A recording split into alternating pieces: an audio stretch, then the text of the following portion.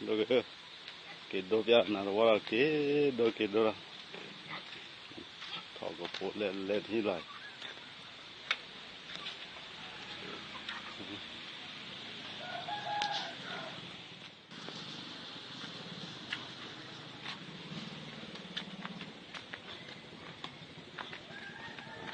là quá trình nó ôn lọt rồi nha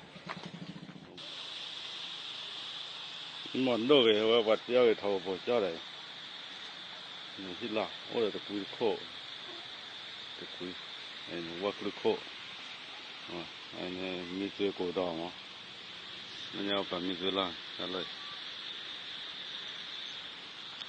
kalau rak lai ra mar ba wa lu be ra kha do du ni lo le ane wa ti no ba ti o thau bo la thau le ne thau bo pi pla o wo de di ki ni ya lai nya pa hu ta ko thon ya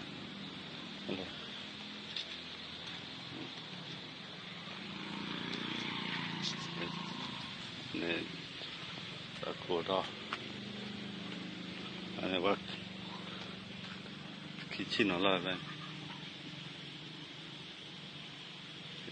nè vài hôm ta có thấy nè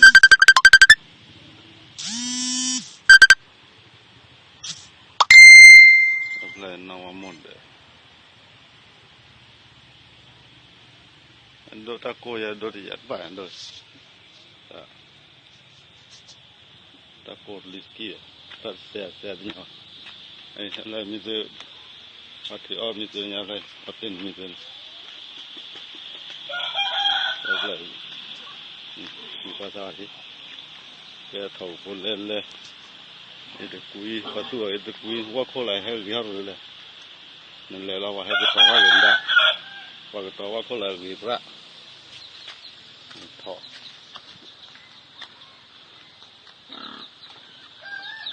lên bữa thọ thì nó mới khi đi đôi giờ nó bảo đợi đôi thứ tư là đôi bao giờ rồi